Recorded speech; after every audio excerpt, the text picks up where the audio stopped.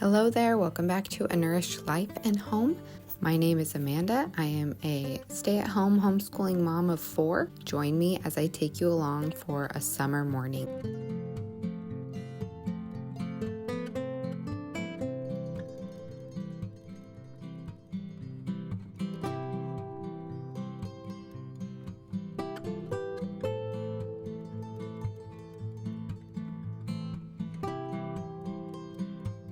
This morning we're having some sourdough pancakes. I'm having some coffee. We're going to do some Bible time and read our read aloud.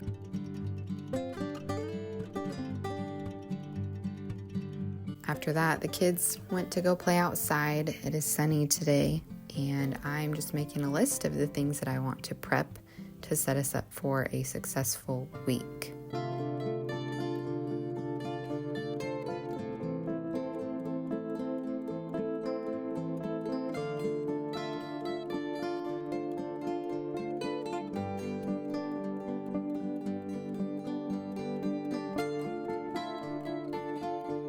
I'm starting off by making some cold brew coffee to have in the fridge. I do 1 cup of coarsely ground coffee to 4 cups of filtered water. I stir it up and then set it in the fridge overnight.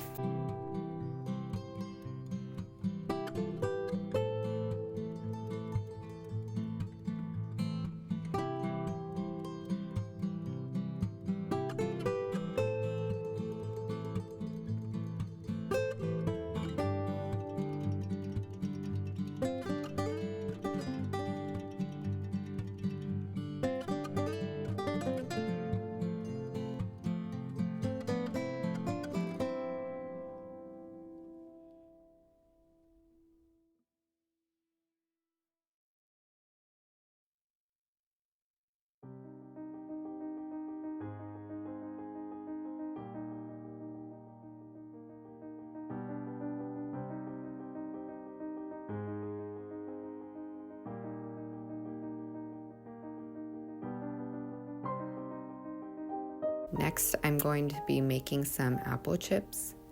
So I have some Honeycrisp apples here that I'm going to spiral cut, but you could also just thinly slice them and core them.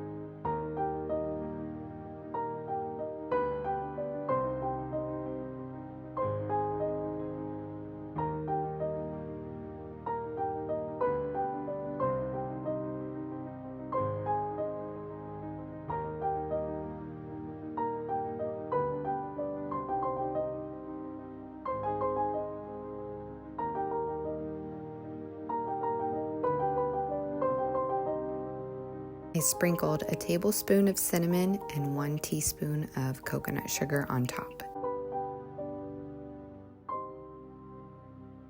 You don't absolutely need to add coconut sugar, but it just sounded like a nice flavor combination for today.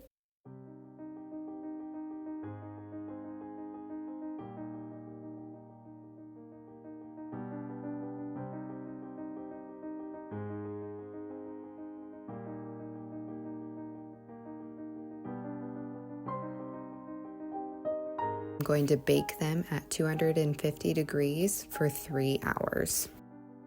These were a huge hit and did not last very long at all.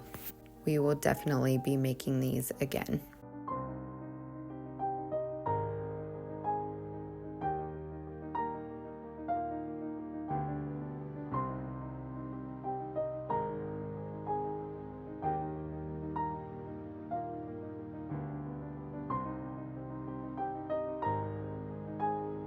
I like to clean up as I go so that the kitchen is always ready for me to prep something or for it to be a peaceful place. With 6 of us living here, it gets out of hand very quickly, so it's just much more simple to clean up as we go.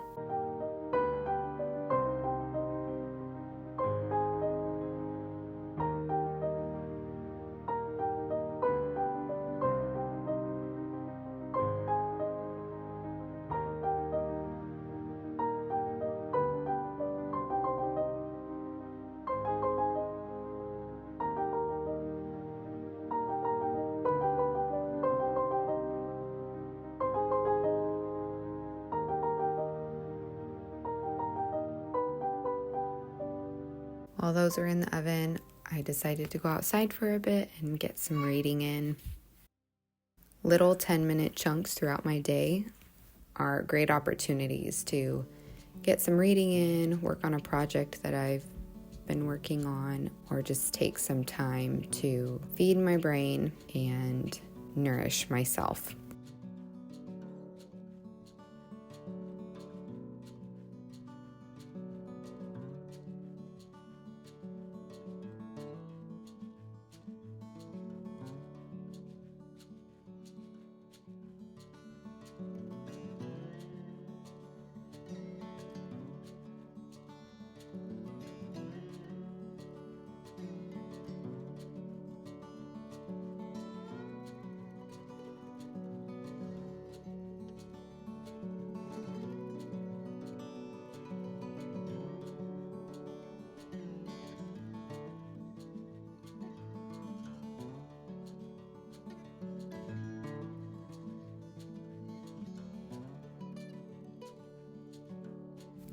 Before adding any eggs or sourdough starter, I want to whisk this together to help the cooling down process.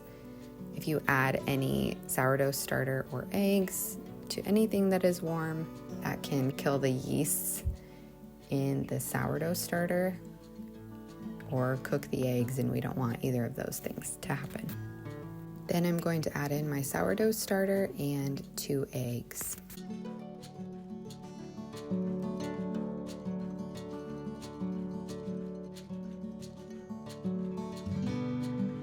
Next, I'm going to sift in my flour to the wet ingredients.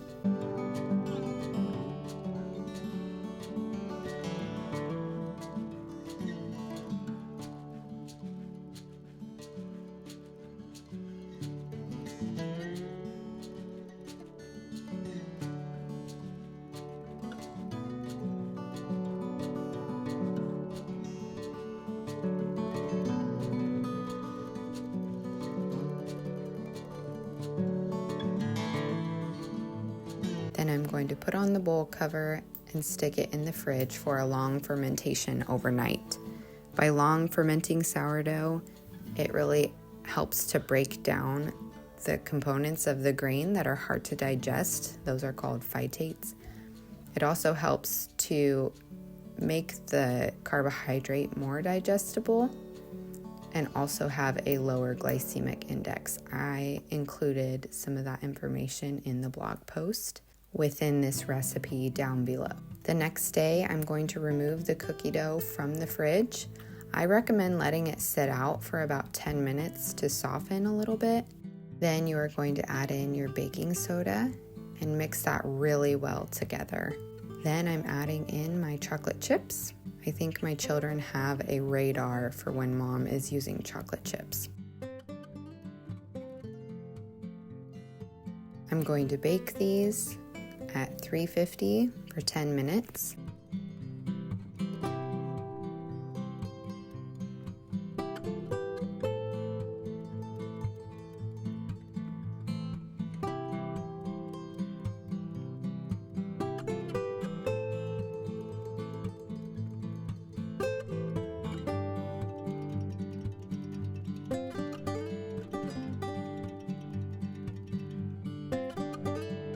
And then the leftover dough, I am going to scoop out onto a cookie sheet and flash freeze it for 30 minutes.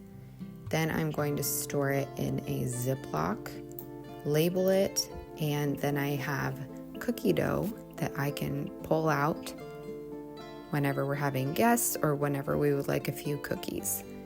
I don't know about your house, but in my house, if I were to make all of these today, they would disappear way faster than if I were to just pull out what I would like as needed. This is a great alternative to if you've ever bought refrigerated, pre-portioned out cookie dough. These bake exactly the same as if they were fresh. So you would just pop them out, put them on a cookie sheet for 10 minutes, and then when they come out, I like to sprinkle them with flaky sea salt, and the flavors are just so wonderful together. This is the perfect cookie. All right, well, make sure you hit the subscribe button, hit the like button, share with a friend, and I will see you next time.